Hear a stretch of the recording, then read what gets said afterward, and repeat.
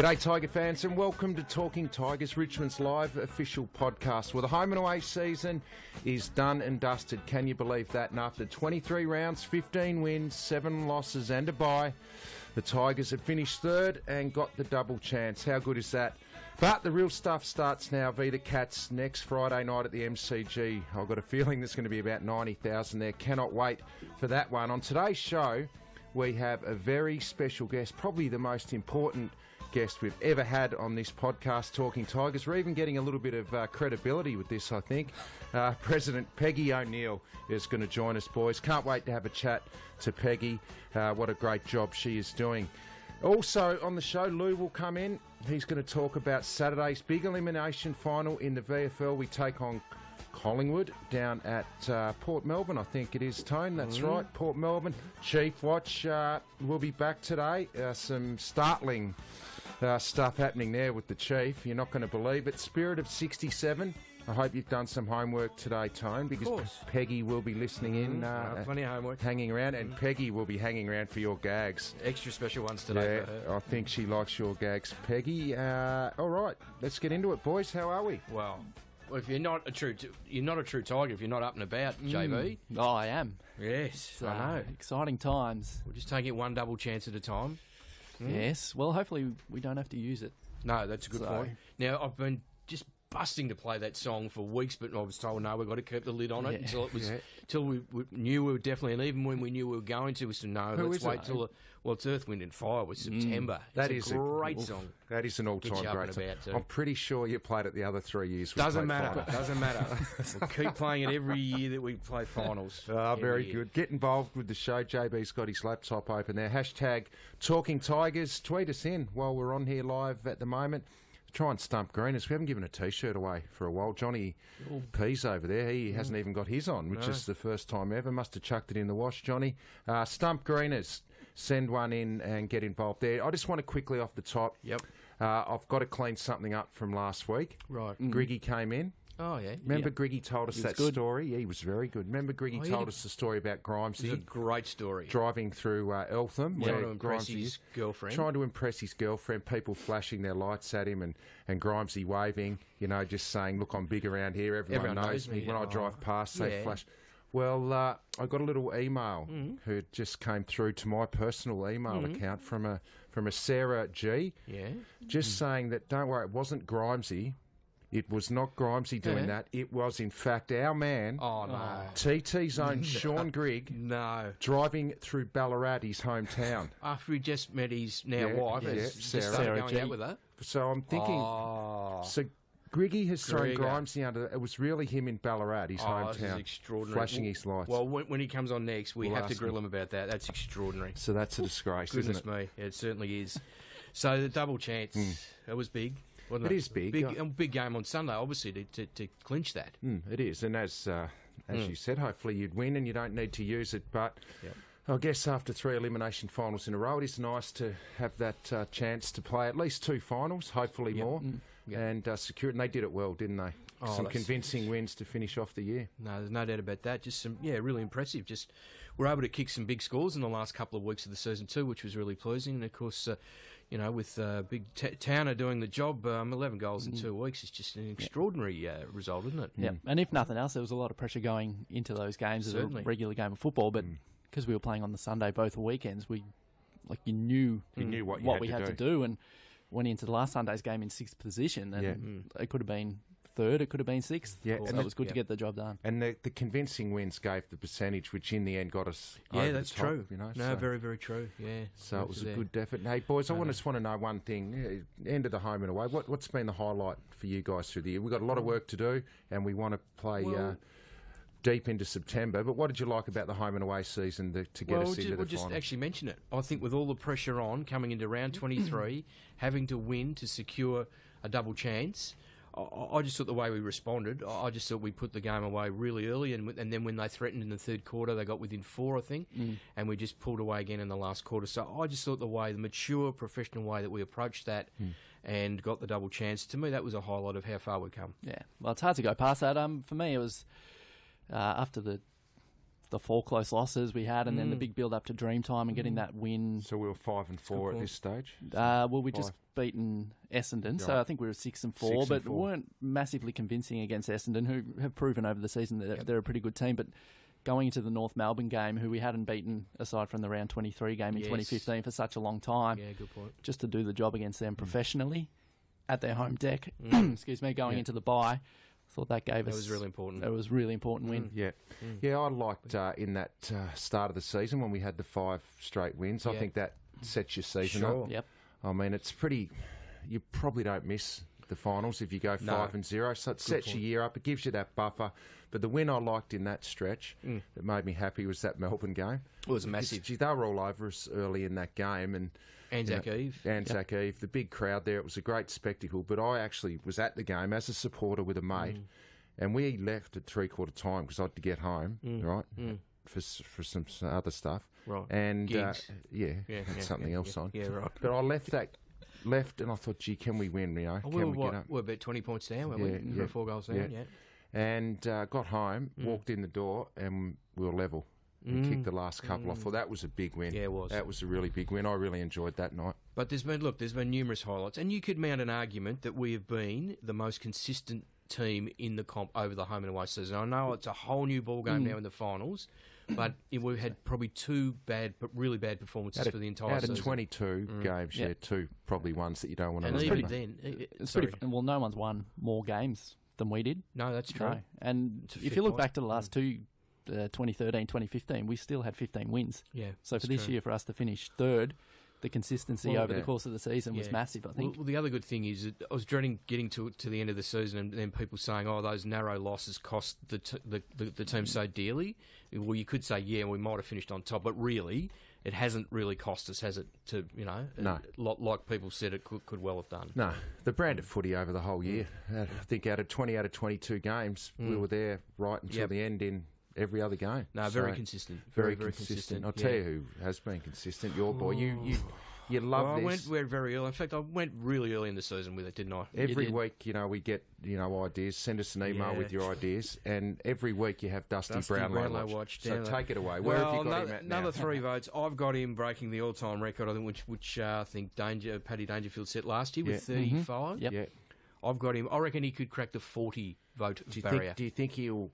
The record now for 3-vote games in a season is 9. I think it's Nat Fyfe, Dangerfield, and Greg Williams. Yeah, he gets more than that. He's going to get at least. I think he gets 10 or 11. 10 or 11. Yeah, 10 or 11. I think it was Jerry Waitley might have said last night. I think on 360. I think on the ABC that they've got him for 11 best on grounds or something. Right. So I think he's got like high 30s in the ABC Award and the Herald Sun.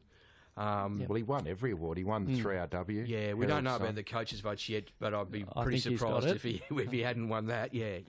The only one that he didn't win was the Age. I think he was 3rd or 4th in the Age. They're a bit alternative. They're a bit alternative at the Age. They'd like to come up with something a bit different. But no, I reckon he can. I think he can actually smash through the 40-vote barrier, which will be extraordinary. Yep.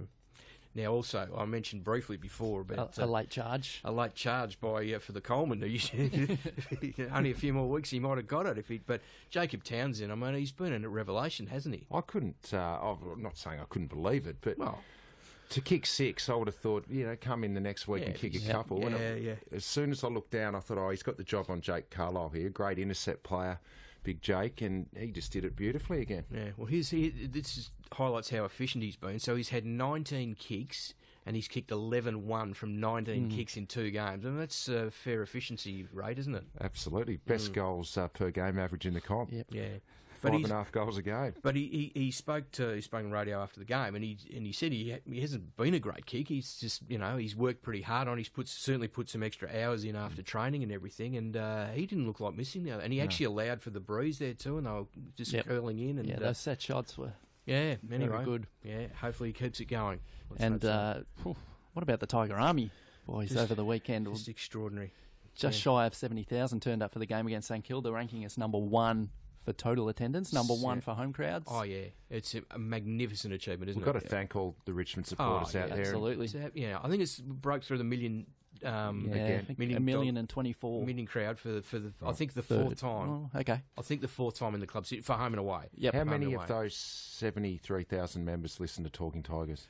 do you think? I would think most of them. Yeah, Yeah, I would have thought. And if they don't, they should be. And they've had a big morning this morning as well. Oh. So how did it all go, JJ? Oh, it's been busy. So what have you been doing? Tell everyone what you've actually been doing. I'm not taking any... No, you should, I've sort of because just everyone else been... does. Has there been some gremlins in the I've been system? sort of working in the membership office the last few days, just trying to get information. Well, 2001, people would have plugged in their phone into the internet or lined up at Bass to get tickets for the qualifying final. Up in the ground in the old days, mate. That's so it's been a while since we've had a qualifying final where people... So just trying to get information out to... So what are you thinking the crowd is going to be? Well, I reckon general public goes on sale in half an hour, so I'll probably have to duck off during the potty. Yeah. So, you're not going to hang around for Peggy? We'll see how we're going for timings. But I reckon I saw before that there's probably less than 12,000 tickets available for the general public on sale.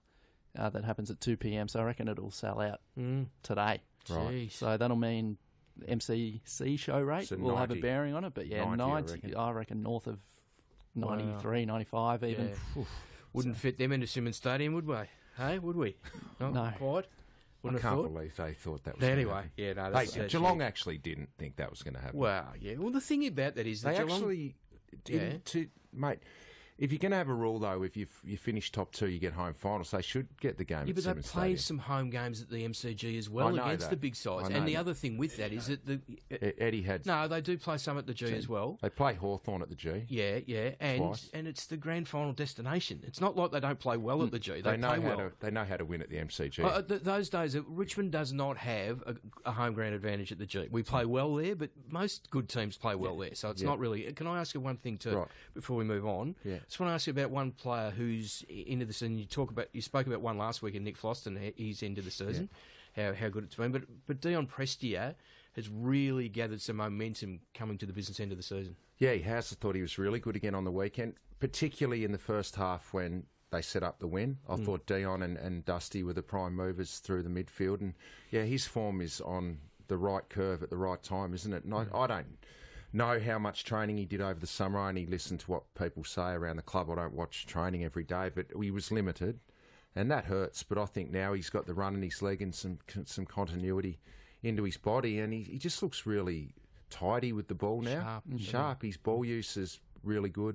On the weekend again, kicked a couple of goals, 12 contested possessions, so winning that hard ball, and that gives Dusty and Koch a real chop out in the middle of the ground. So yeah, he's playing his best footy at the right time. Just looks composed and using the ball really well, a lot better. Getting back to the sort of form he had at Gold Coast. Yeah, he is. So plays in form at the right time of the year, which is outstanding. Can I also just mention that I think, JB, you might have touched on it briefly, but the last five did a story for the website yesterday that over the last 5 years, there's only 3 clubs in the comp that have had more wins than us. Let me guess. Yeah. Sydney? Yep.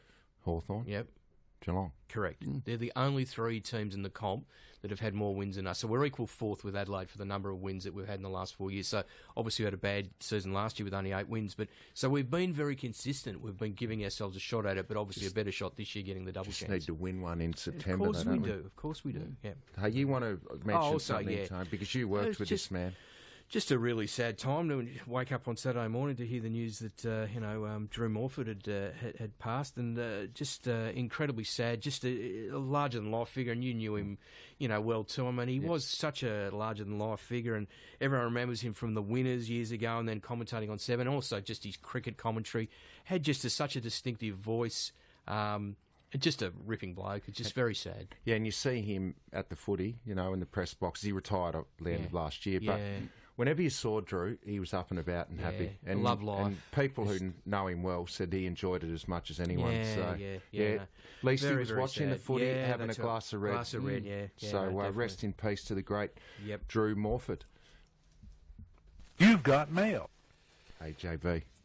I got an email, apart from Sarah G, who might be Griggy's partner, who emailed me that information about Griggy driving through Ballarat. You're a disgrace, Griggy. Can't believe that you threw Grimesy under the bus. That's very unbelievable. I've just got another email that was sent possible? to me by a Tony Machardi, okay? Yep. And he said, this is what he says. How come JB doesn't get to appear on camera for the exceptional Raw Vision segments from TT? And that's from Tony. Well, it was a very simple answer to Brisbane that. Why doesn't JB Because he's hideously ugly. I'm joking. I'm only joking. JB, No, I'm only joking. you appeared on the very first TT segment we did with Sean Griggs. I did, yeah. Camera shy. He's a Now- bit camera shy. Since then, you haven't been on camera. You refuse to get on camera. Why? It's What's not happened? refusing. I just don't think the angles work. And He sounded like Lou, didn't he? He sounded like Lou. So, because you the couldn't hair. get the right angle. no, his I fattest hair. mean for the crew, Rachel and Matt, who did the videos. Yes. I think they want to focus on Grigger, Right. and you. Maybe sit in Richo's lap next time we do it. Yeah, I don't think. So this. So with all respect to Tony, I think that's the one email that's come in complaining about that. No, so. but you say for every email you get, you multiply it by 1,000 because that's what people think. But it surprises me then that That's my theory. It surprises me then that this happened. If nobody knows what JB looks like, Yes. it surprises me that last Friday on his way home on the train, What happened? a gentleman walked up to JB, tapped him on the shoulder, and said, Are you Josh from Talking Tigers? No. Is that right? It's Because he had his Josh TTT on, did he? it's true. Badge, yes. Yeah, to that young gentleman, I can't remember his name. I think it might be James, but he was. Did you get a bit of swagger though when that happened? I did. Yeah. Oh, no. I thought he was asking what time it is or whether this is going out to Hurstbridge. Oh, no. Was he a nuffy or was he all right? He was a good. He was a fella. good kid. Yep. He Good wanted kid. to. Yep. Gee. Talk about the game. Did he get your last autograph? Sunday? Oh, no. That's it a wouldn't be. wonder. But That's and magnificent. we had Jack in here last week Yeah. behind the scenes, and he took a photo for his Instagram account, and That's right. he got my best angle. The back of your head. The back of my that's head. good. So you remember the old Oral-B ads with the dentist? Yes, okay. That is how I Well, 'cause prefer. this used to happen to your predecessor, was also approached, Yeah, wasn't he, but on I public think, transport? I think he liked that sort of stuff. AC? Not or that is- I didn't. If No. you do see me on the train, come Yeah. say good day, and No. I'm AC, more than or happy as to he's chat. now known as Awful Curse, which is why... Oh, gee. No? Well, it goes to the Hasn't dogs. gone and well, no, has it? it hasn't gone well for him, no. Oh, well, Anyway. get into these So, emails. Thanks for JB. that. We'll keep it quick now. We've got one email here from Jason Sharon, which is a handy name. Oh, it is. This It's time a of story. He wants to apologise to Camden, actually. It's not quite into the Sean Grigg territory of Camden stories, but he's got an apology to get off his chest. He's heard Grigger's stories. He knows that Camden's a different sort of cat these days. So after hearing that, this makes a bit more sense. After the Dreamtime game, Camden stopped to sign a jumper for a young girl next to Jason in the crowd, and so Jason helped hold it out. Now this is where it gets a little bit awkward. After some social lubrication and a touch of excitement, Jason's come out with a "Well played, Dave." To Camden. no. Now most people would just walk on by and keep going and say, "Oh, it's probably a bit of a mix-up." At Camden, however, stopped running, turned around, and said, "Hey, mate, I'm Camden, not Dave." And then just runs off. So, But you know what the really unique part of that is? He actually signed it as Dave. yeah, well, so that's from Jason Sharon. He wants to apologise to Camden for that, and he also says he needs to apologise to Dave for getting the two mixed up, which is probably fair. That's remarkable. So thanks for that. That's and our man, Camden. He's a beauty. Thanks to Tony for his email as well. And let's get through some tweets. There's a fair few. The first one here is for you, Greeners. This is from Liz Reed. Yeah. It's a picture with Dusty holding the Ian Stewart medal. Saying Dusty takes home the Ian Stewart medal. Hashtag yellow on blackers. I don't know why she would have that in. So this is just, and I blame St Kilda entirely for this, right? Entirely. Yep. Because weeks ago when we played them the first time, I had Dusty winning the Ian Stewart medal, which he never had done previously, so it would have been his inaugural one. And then St Kilda pulled the pin on having the Ian Stewart medal for that game and said, can we make it for the last game of the season instead? So I'm going to claim a moral victory there, the fact that he did win his inaugural Ian Stewart medal. All right, that's good.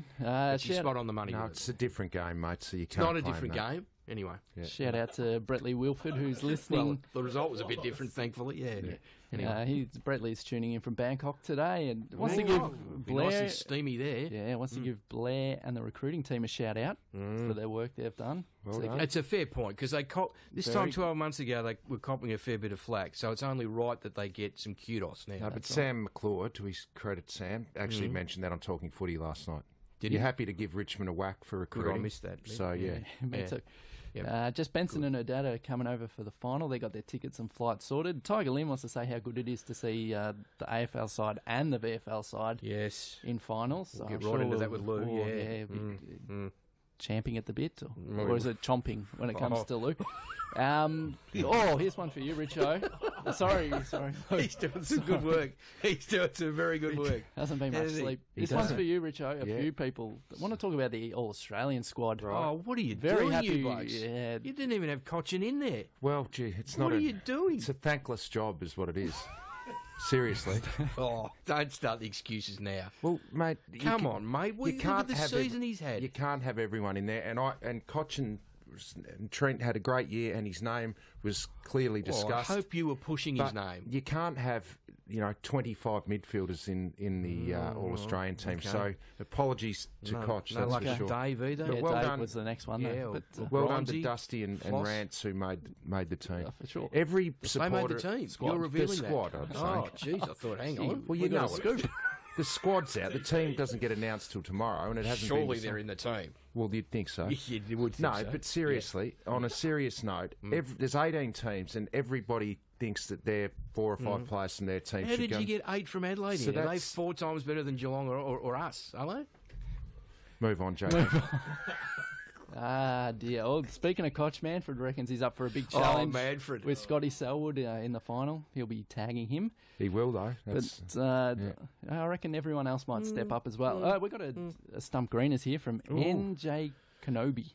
When was the last time Richmond defeated Geelong at the MCG? Oh, I know. Richmond last defeated Geelong at the MCG in 1999. Very good. And I think Charlesy might have played all right that day. JC, 99, not sure. I think he did, I'm Did not he? sure. I think he might have come back from his suspension. That night? I think so. Oh, really? Anyway, yeah.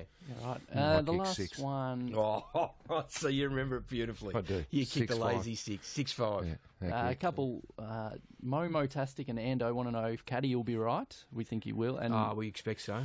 He's past fit, I think. Isn't he ready to go? I think so. Yep. Jeez, it's going to be so what do we think about selection? It's going to be a tough one. Well, I think midnight oil. He'll come back in. Caddy plays. It's a tough selection to leave someone out, isn't it? Yep. And Roxman, he wants everyone to enjoy the next fortnight, embrace it and be happy. Soak it up. So that's the way to end. Soak up the finals atmosphere. Oh, did Roxman find that beanie he wanted? No, he didn't. It's a good one coming out next year.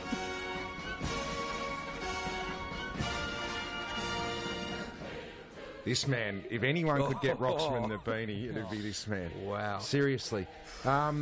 This is pretty amazing stuff. You might have noticed on the Channel 7 broadcast on Sunday night that in the last quarter, you know the little pop-up, the cutaway box that comes up in Mick Malloy? Yeah. So that comes up in the bottom right-hand corner, okay? Yes. And Benny Gale, our chief, was featured strongly in the last quarter. The cutaway box was Benny in the crowd. I can reveal that a phone call, I did some homework at Channel 7, a phone call was made Sunday morning from Brendan Gale, to Channel 7 General Manager Lewis Martin. No. And he said, Louis, just in case, your cameras want to get some Richmond people on the screen if we're having a good win, I'll be sitting in row N, seat 63, right?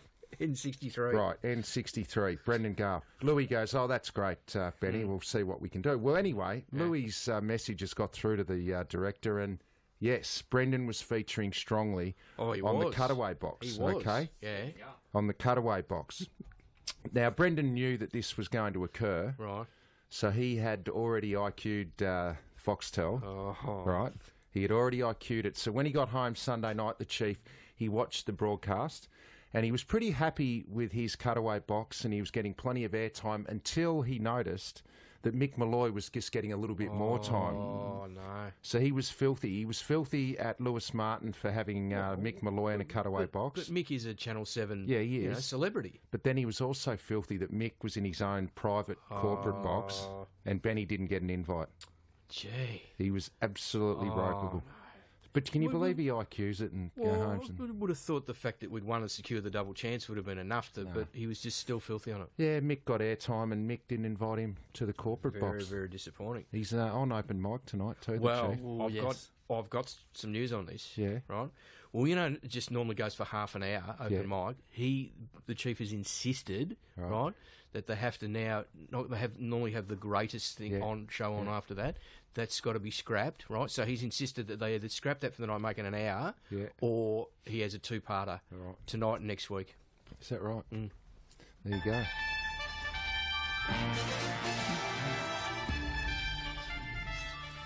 Might need a two-parter for the amount of club news. And for all the club news fans out there... There should be a bit. There's at least... I reckon we get T-shirts. I'm a TT Club News fan. Well, that'd be huge, wouldn't it? There's at least 3. I'm not talking about you guys. You said I'm not talking about us.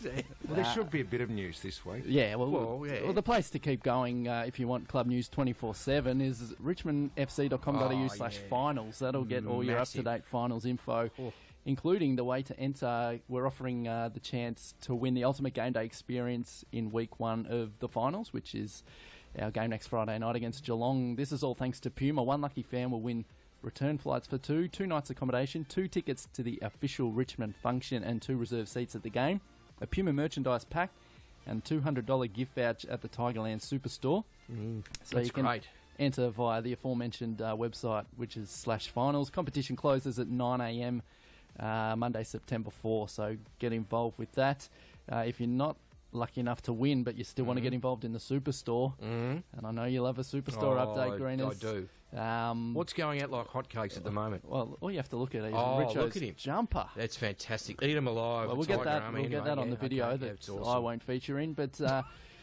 gear up for the finals with the new... That's the Tiger Army range. That's available now in-store here at the Swinburne Centre at Punt Road, or also online, shop.richmondfc.com.au. So keep listening or watch later on, because we'll be filming Peggy and you'll see the hoodie that I've got on. You can get them in the store now. It is sharp. Yeah.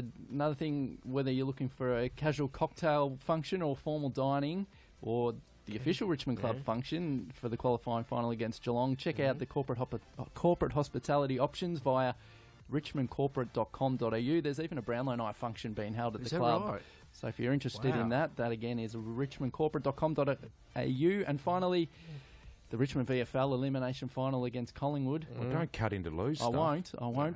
You just need to give a ticket update or something. But if you want to go, there's a pre-sale via the VFL website, which is vfl.com.au/pre-sale. Do that if you want to avoid the queues and if there's a possibility of a sellout. Now, down at Port, will there be plenty of food vans down there for Lou? Need a few. Well, I'm not commenting after what I said Who before. will be doing the commentary on Sunday? It'll be Jason Bennett and Brownie, I think. Good. Yeah. That'll be good. I'm really looking forward to it. Brownie just went over to Mayweather McGregor. I know he did. Yeah. I know he did.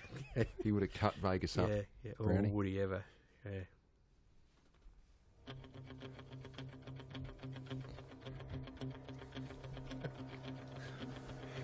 You've actually claimed this now, haven't you? It's fantastic. Love it. It's going to happen next year when we don't have the top 10. We'll have to give it for another sting for something else. Well, you'll have a new Greeners Ground. No, we'll have something else as well. Anyway, so obvious one today, I would have thought, but top 10 Tiger finals memories in my lifetime, which stretches back a fair while. The number 1 is about to come, I'd say. The next few weeks. Hopefully. Jeez, do we hope so? Absolutely. Righto, whip through 'em. Well, number 1, this is in chronological order. Number 1, Royce. So this was 67, of course. Hadn't played finals for 20 years, so not one Richmond player had finals experience going to that second semi against Carlton. And Royce, first-year player, teenager, kicked 6 goals on Wes Lofts, who was a pretty handy player, very experienced Carlton fullback. Kicked 6, and we won by 40 points, straight into the grand final, so it was huge. 2 years later, we played Geelong in a cutthroat first semi-final. We'd come from nowhere from mid-season, got into the finals. Michael Green... our number 1 ruckman up against Polly Farmer, fair opposition, takes 17 marks. Billy Barrett, 35 disposals. Royce had 32. Eric Moore kicked 6 goals. Francis kicked 4. We won by 118 points. The third one, number 3, is the 72 second semi-final against Carlton out at Waverley. There's a little-known blonde forward, Marty McMillan. He came on and replaced Brownlow medalist Ian Stewart at half-time, was injured. And it was a really low-scoring game. We were about 3 or 4 goals down early in the third quarter. and Macmillan kicked 3 goals in the second half. We scrambled a draw. It was a really low scoring. It was 8-13 apiece, right? Then about 3 weeks later in the grand final, 50 goals between the two teams, so it's a fair difference. Number 4, again, Royce, 73 preliminary final. He was selected on the bench. There was a lot of conjecture before the game because he had a chronic knee injury. Came on at half time. Came on at half time. Yeah, it came on. The myth of, well, I don't know, the talk at the time was that GR came into the rooms at half time, said Royce is on. And Tommy said, well, hang on, like, if he plays, he won't be able to play in the grand final. He said, if he doesn't come on, there's no grand final. Yeah. Came on, was one of the most inspirational displays, kicked 2, gave a few away, and we got up from 6 goals down at half-time and won through to the grand final. Number 5 was a 75 elimination final against Collingwood out at Waverley. And his underrated ruck rover, Bill Nettlefold, who subsequently went to North, became a premiership player at North Melbourne. 75, you said. 75. Yeah. And we were 7 goals in front. Collingwood had stormed home, got to within 5 points, and Nettlefold bobbed up, kicked the match-sealing goal, so we're over advanced, obviously, that year. Number 6, I mentioned last week the last round of the 80 season where we needed to win, and we played South at South, and windiest I've ever been involved at the footy. Got beaten, dropped to 3rd, had to play Carlton in a qualifying final out at Waverley. This was the day that KB broke John Rantell's VFL record of 336 games. He kicked 6 goals in a scintillating display and lifted us to victory straight through to the second semi-final.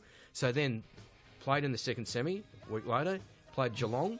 KB kicks a lazy 8 against Geelong out at Waverley.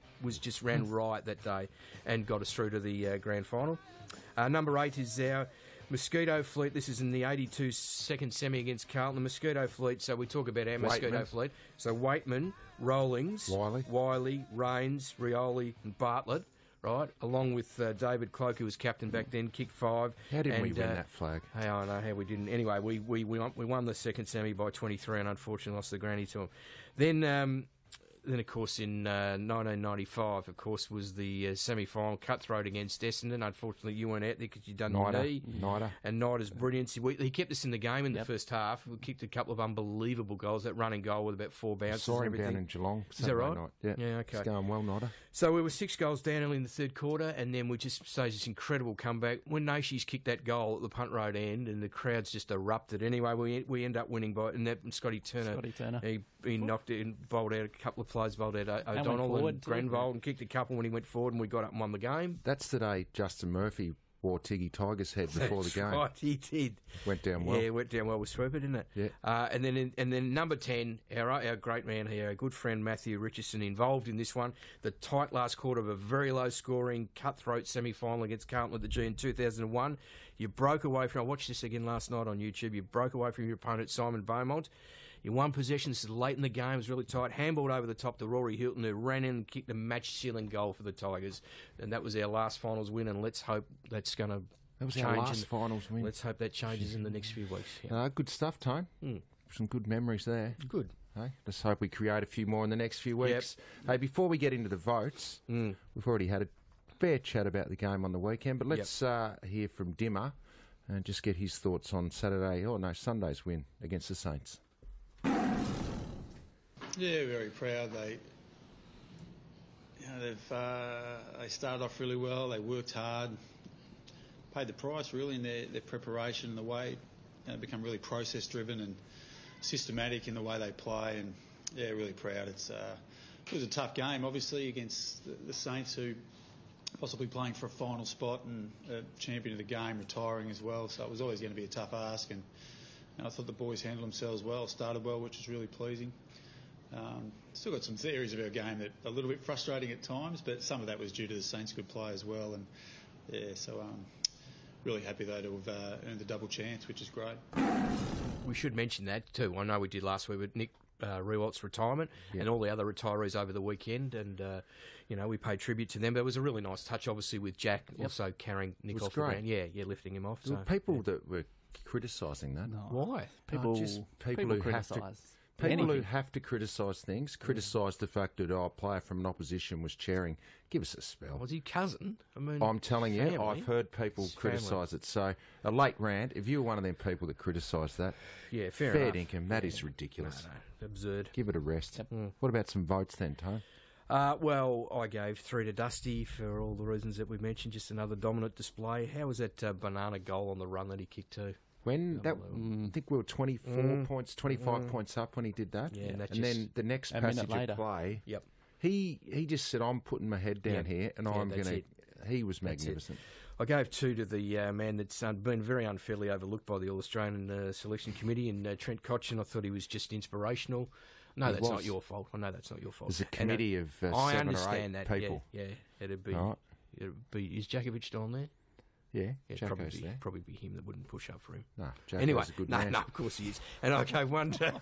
Well, he's a West Australian, though. He wouldn't understand, that's all, how well Cotchin's been. And I'm kidding. And I go 1 to, of course, Buddy Townsend, because how well that he has been going. Jacob Townsend, 5 goals, and just did the job, too, on fair opponent and Jake Carlisle. Yeah, good. No surprise, 3 votes, Dustin Martin, copy and paste again. 2 votes gave to Jacob Townsend. I think that's taken him into double figures off the back of 2 games already, so long may he keep that up. And 1 I've given to our man, who's not in here this week. Well, that's why I didn't give him a vote, because if he was in here, I would have given him a vote. No, that's a fair call.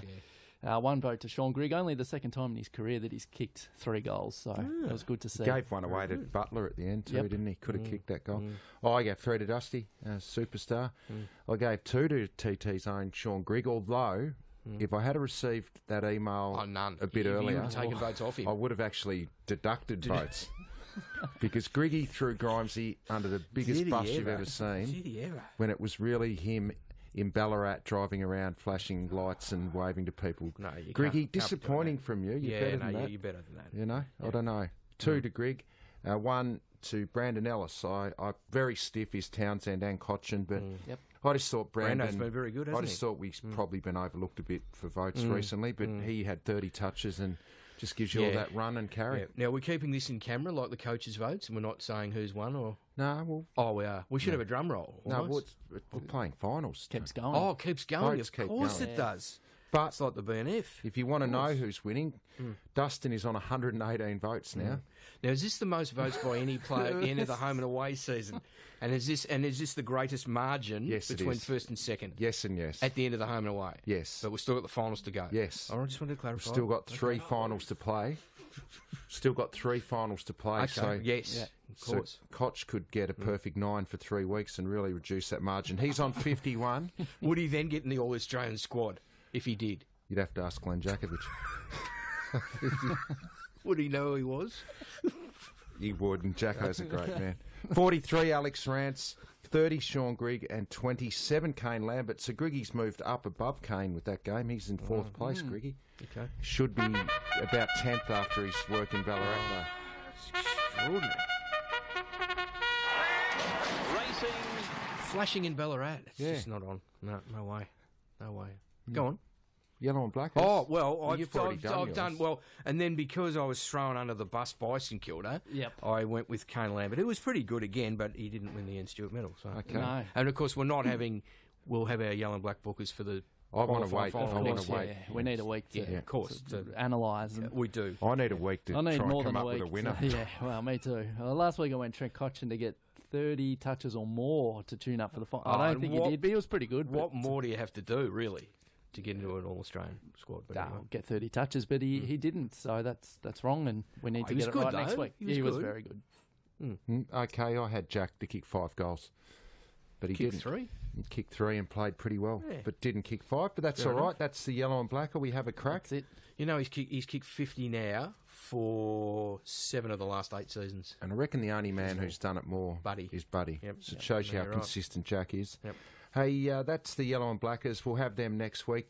JB, I know you've got to shoot off because there's a lot of work. Everybody, go Tigers, and make sure you snap up those general admin tickets if you can. And if you're on the train, make sure you come up and say hello to or public transport. Say hello to. I think I'm going to be replaced by Lou's jumper. Oh no. Oh, Tone, give it a clip when he comes. I will, don't worry. You've come so far, and we know how to make the most of who you are. To let the best of Yes, welcome to the VFL report time. The Tigers had a big win over Coburg here at Punt Road on Sunday morning, wasn't it, Lou? That's right, 12 o'clock or so, Sunday afternoon, I guess you'd say, Richo, but still a big win nonetheless. Just before we start, Matty, just before we get into this, just want to say Manfred comeback, all is forgiven. That is the worst jumper that I have ever seen. I wouldn't wear it through picking, and so it's worse than anything that Manfred ever wore. It's what the kids are wearing. That's what you call a hipster sort of knitted number. If it is, I will never be a hipster. I would not expect you to understand. That'd be big up in High Street in Westgarth there. It goes pretty well. Richard. Okay, all right. Let's get into it then. It was a good win. Yeah, it certainly was. So 86 points it was in the end. So 70 points against Sandy in the last round before this, and then 86. Not a bad way to bring in finals. A couple of key performers as well. We're seeing a lot from our AFL listed players. Miles and Ellis, I thought, again, were fantastic, plus a couple of goals for Leno too. So that competition for places certainly isn't calming down going into the big ones. So losing, obviously, Towner going up, and then Milesy's just, picked up the slack too. And that's exactly right. Yeah. So Milesy, obviously, one of his great strengths is that contested ball, which losing Townsend and Jack Graham, I would say, is something that the VFL side has to kind of pick up the slack. And Jacob Ballard as well has been fantastic for that. But Milesy, with his 29 disposals, again, he managed to get 14 contested, so just about half is what you really want to see. 6 marks, 9 clearances and 2 tackles. What you always see from him is that sort of spread. And like I was saying before, Corey Ellis, I think the last couple of weeks has really picked up the slack, especially in contested ball, which maybe isn't something we've seen a lot of him before. So what were his numbers? So he was looking at 24 disposals, and it was just the 10 contested possessions this time, but it was more where he applied it. He went down back and won a lot of contested ball back there and was really putting his body on the line, right on the last line. So that was fantastic to see, I thought, from him, and adding another string to his bow. Now, Lou, I spoke to a mate of mine who was watching here at Punt Road, and he was really impressed with Shea Bolton's game. Is that right? He had a good one? Absolutely. His fourth quarter, I thought, was fantastic. Something that you really do see from him in all games is 100% effort, always applying that forward 50 pressure, which we love to see from our small forwards. Finished with 20 disposals, which I thought was probably one of his highest tallies for the year at VFL, and certainly higher than the couple he got at AFL level as well. Kicked a couple of or just the one goal actually, but also managed to pull down 5 marks, and he was really showing those springs in his heels, really getting up and flying for a couple. So and the pressure acts as well. The pressure acts as well were fantastic. So I think it was he had 6 contested possessions inside 50 was the stat at the end of the day. So that's just kind of a reflection about how hard he was working. And one of the biggest sources for the day for goals was turnovers inside 50, and I think he was a really large part of that. Now, what about Jaden Short? How did he go? Yeah, he's really improved on his way back to VFL level, and I mean, he was kind of a bit stiff to fall out in the first place, I thought, but he finished with 19 disposals, coming off halfback and playing a bit through the middle as well. 4 marks, and also had a couple of rebound 50s, which I always mention just because being a halfback himself, that's pretty important. He had 4 of those. So rebounding off halfback, it wasn't our biggest source of scoring for the day, but he was industrious there as always. Now, Lou, obviously finals coming up, VFL, AFL. The question mark will be asked, will Richmond maybe look at going with another ruckman in the final series? And Sean Hampson now a month back with footy under his belt. Do you think he's ready to go if needed? Well, 40 hitouts is pretty hard to argue against, Richard. That's pretty impressive. Combined with Soldo, who had 20 as well. And at the end of the day, it was 68-14, the ruck count. So dominance. There was a bit of dominance there. And really, it's been the case. Hammer's clearly won every hitout that he's been in just about since he's come back over the past couple of games. He's been really impressive. I think if they do need that other big body in there, he could be one to look at. Is he moving well? Isn't that sort of no signs of sort of struggling? No, absolutely. I think... coming back, especially with a back injury, as you guys probably know, you do have to be a bit careful because it can kind of come back at any time. But he's obviously got a lot of faith in his body and does go up for a lot of pack marks. Took 3 of them on the weekend, which I thought was a fantastic sign that he's feeling confident and ready to go.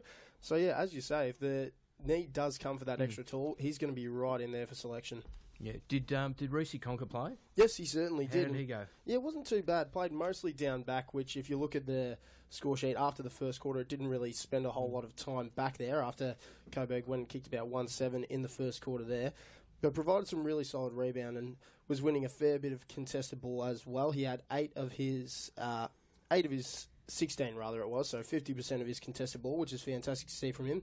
A couple of nice marks and moved into the middle for a few clearances too, so a bit of versatility from Reece was fantastic to see. The other one is Ben Griffiths. How did he go? Yeah, not too bad for Griff. We actually saw his first goal since he came back for the first time against Werribee a few weeks ago. Then obviously he was injured again.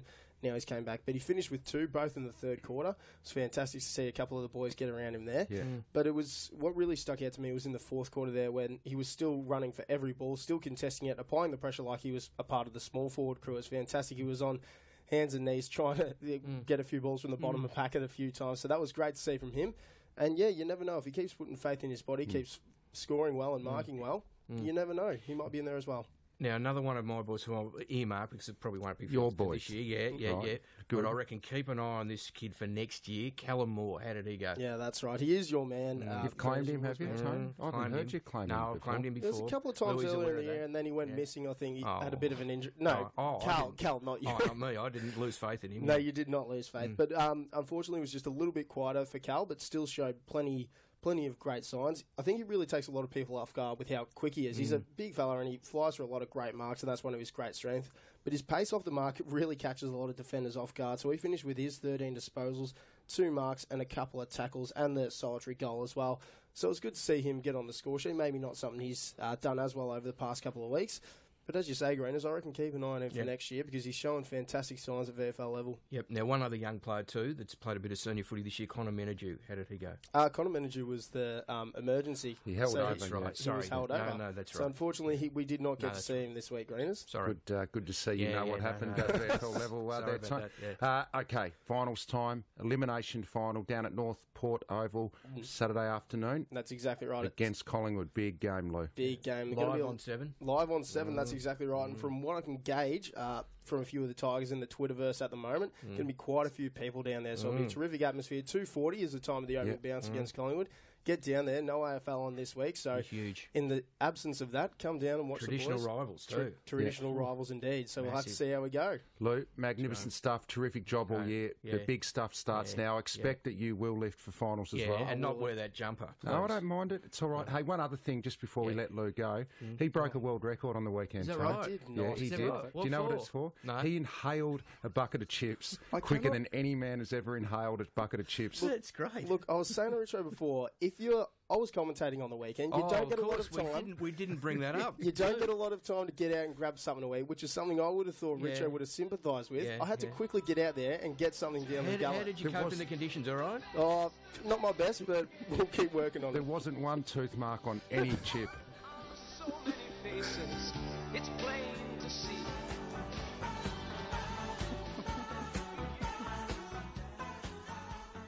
Well, what a thrill it is now, Tone, to have in the president of the Richmond Football Club, Peggy O'Neill, to have a chat to us on Talking Tigers. And Peggy, firstly, do you listen to Talking Tigers?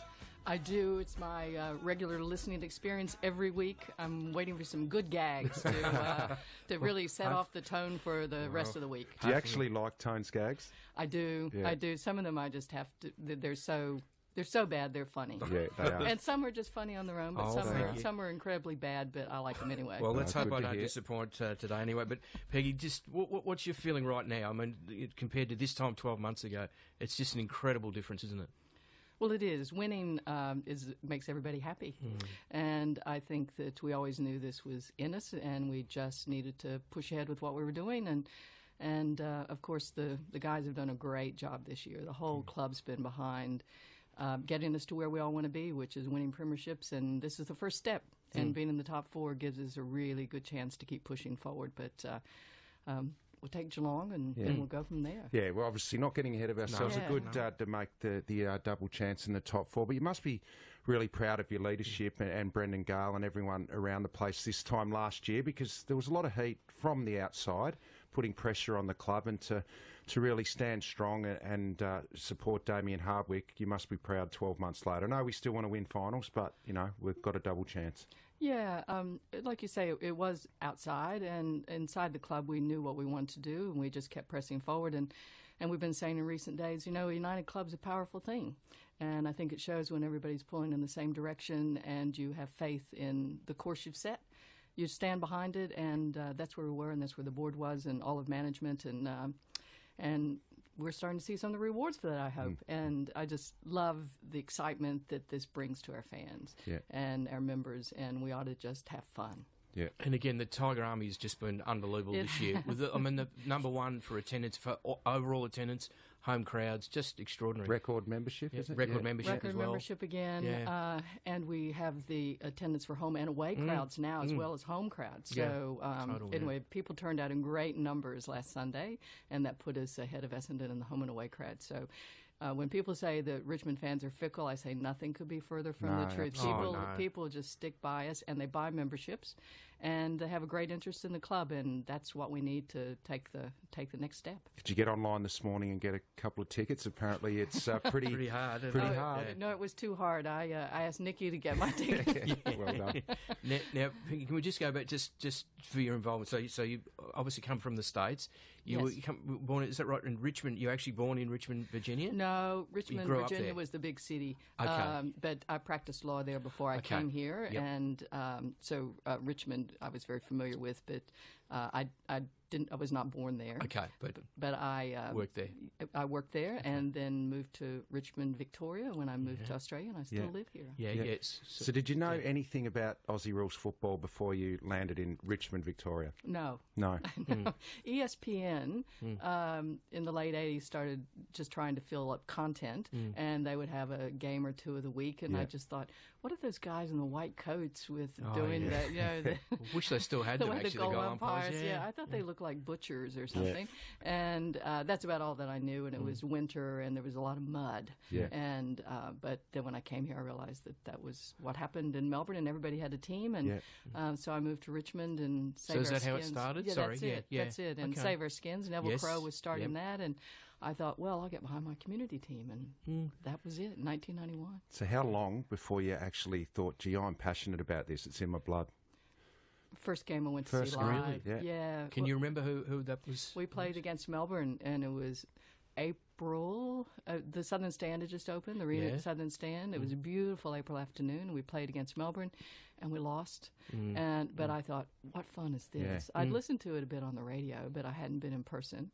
And once I saw it, I said, this is the best sport, and there's a lot of chaos going on, but I sort of get the point. And so then I started coming to as many games as I could, and sometimes work didn't permit, but then I just had it in my blood, and more and more wanted to learn more about the club and the players and who was doing what. And so I got a tipping competition at work and started making myself study it a bit more. And then I just turned into a crazy, wild, passionate fan too. Did you have a favourite player then?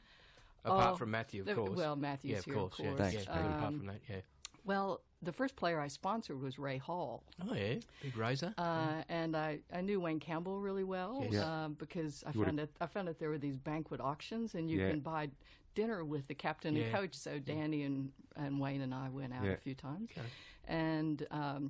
And then I had sponsored Dan Jackson, Andy Collins, Chris Knights, and now Camden McIntosh. Okay, yeah, terrific. So from there, so obviously you had that involvement. When sort of getting onto the board, how did that sort of come about? Well, I was approached about coming onto the board in 2004, I think it was, and with work I couldn't do it. And that was sort of informally asked. And then the next year, Greg Miller got in touch with me, and I didn't know Greg Miller. I knew who he was, but I had been involved in setting up the Tommy Hafey Club. And so I got to know a few more people around the place, and Neville Crowe had asked me to help with that. And I thought, they're asking me to do another little job of some kind, or do some legal work, or make a donation or something. And Greg asked me if I would be interested in joining the board, and I said, well, work didn't like it last time, but I'll ask. And they saw the light at work, and they said, yes, you can if you want. And so then I had to decide whether I wanted. Remember, we were almost $6 million in debt. We had lost $2.5 million the year before, and you think this is not going to be fun for a while. But I thought, I don't know, they'll ask me a third time, so I'll go for it. And that was it. And things have turned around remarkably in that time, $6 million in debt. So Benny Gale's been sort of your CEO for a long time now, and he's done a pretty good job. Oh, he's done a great job. I was on the committee to hire Brendan, and I did know Brendan casually before he became CEO, because he was a lawyer and I'm a lawyer, and we used to catch up for coffee every now and then, and I kept saying, I think you're meant for something besides the law, Brendan. You seem pretty bored. Yeah. And sure enough, he went on to the AFLPA and then came here. But Brendan has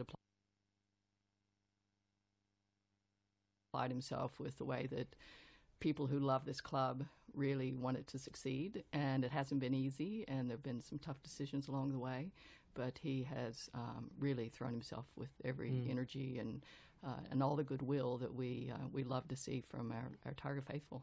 Peggy, being president, obviously you have a lot of testing times. So what is the most enjoyable part of being president of Richmond Football Club?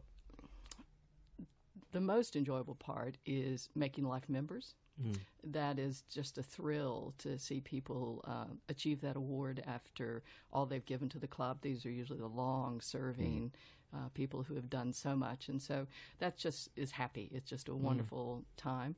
I also like going to regional footy supporter events and meeting all the people out there. I've met some great people that way. So I guess the ambassadorial side of things is really the most fun, and then there's pretty much all of it's fun, really. But if you say what do you like the most, those are probably the two things I like the most. Sure. Now, Peggy, I think it's today, actually, the AFL will announce the new teams for the AFLW competition. Yes. We've obviously put in a bid, and we're hoping to get one. Are you feeling good about it? I do feel good about it. The Commission's meeting today, and I'm not sure if they're going to announce it tonight or tomorrow, but very soon. We applied, of course, the first time. We thought we had a good submission that time. We weren't successful. But this time I think is very good, very thorough, and fingers crossed. But I think we're in with a really good chance. Yeah. We hope so. We're ready to go. If we don't get one this time, we will have one in the near future. We'll just keep going. Yeah. We'll keep going until we get one. Yeah. We hope it's now, but if not, we'll just keep going. Yeah. Now, Peggy, we have to ask you this just for our listeners, and I know you've answered this before, but Dustin Martin's situation, contractual, where is that at? And are you confident that Dustin will stay? I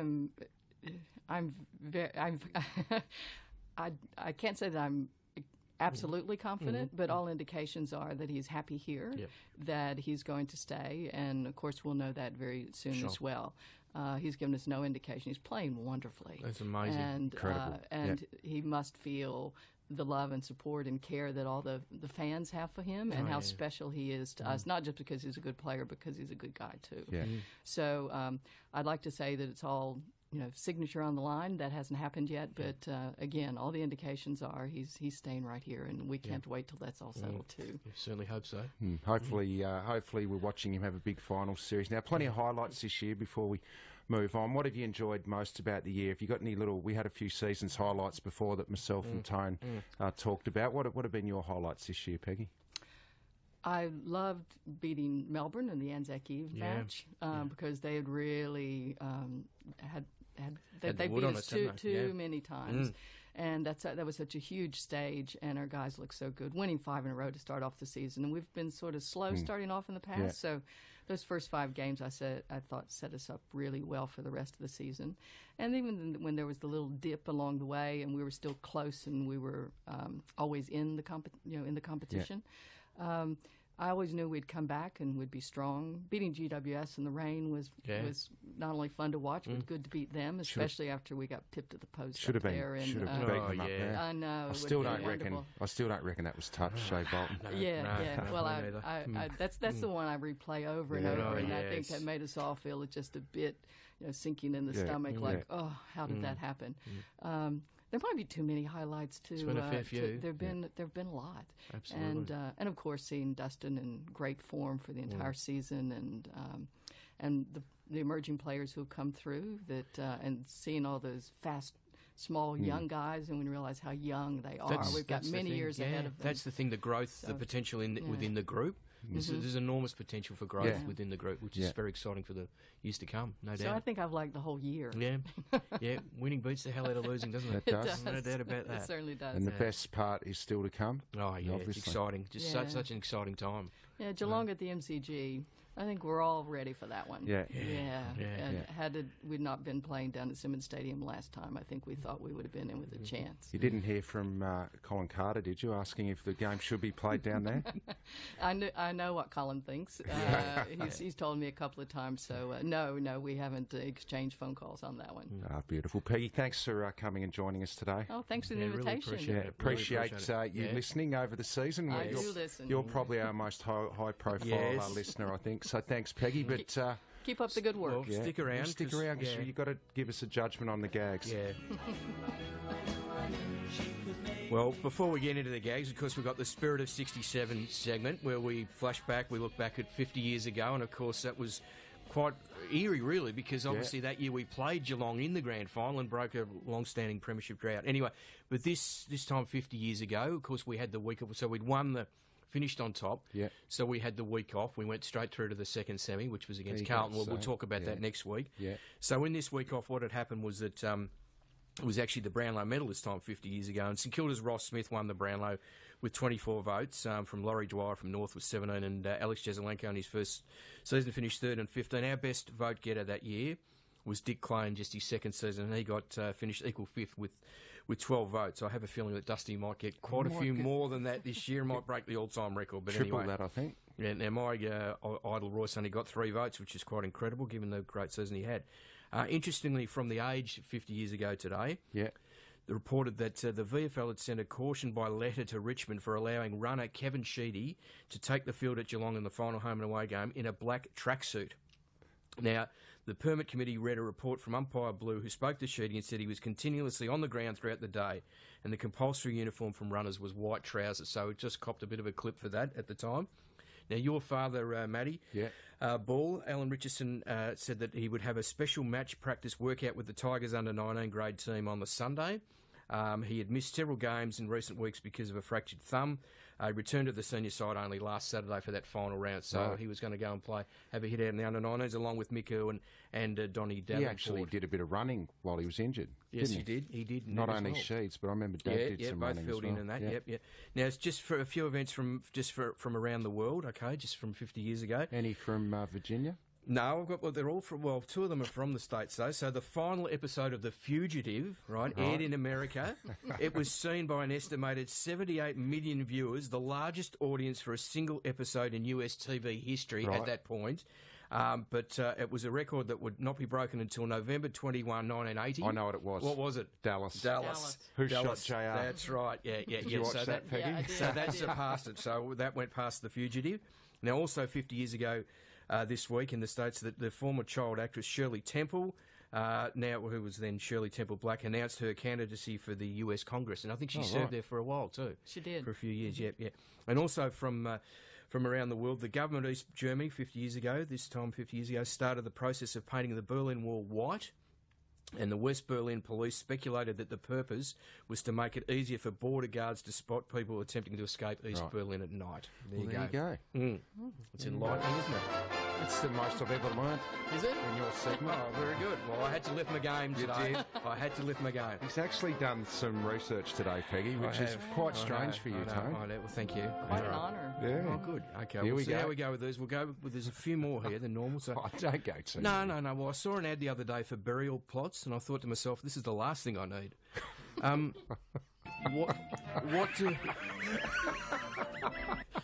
What do computers eat for a snack? I don't know. Microchips. What do... Lou didn't eat microchips. No. What do elves learn in school? Peggy's, you're crying. What do elves learn in school? I don't know. The alphabet. What did the male shepherd say to the female shepherd? I don't know. You heard. Oh, now, this is just... I've got a recommendation, right? I've got a recommendation for you. Okay, well, this is what I wouldn't recommend Tai Chi for self-defence. Why? Well, unless you're getting mugged by a mime artist. Please stop. There's just a few more. Two more. Oh, all right, okay. 2 more. There's a mate of mine who used to be in a very tidy rock band. Yeah? Yeah, they were called OCDC. Now, if you want to give someone a backhanded compliment, right? Yeah, just tell them they have really nice knuckles. Okay, and the final one, this is the final one, all right? The last one for today. Have you heard about the evil group of people who control all the world's cheese? No. Yeah, the Illuminati. Oh, jeez. What do you think, Peggy? Oh, there were some good ones there. Oh, I'm crying because I'm happy, not because they're so bad. No, you're definitely happy. Peggy, thanks so much for popping in. We know you're very busy. So thank you for the invitation. Yeah, it was great to have you. It was great, thank you. Yeah, pity JB had to shoot off, but he'll have a listen later on. Yep. When we put it up on the website. Thanks for listening again today. That's been Talking Tigers. And we'll be back next week to preview a very big game. Go Tigers in the VFL. Yes, of course.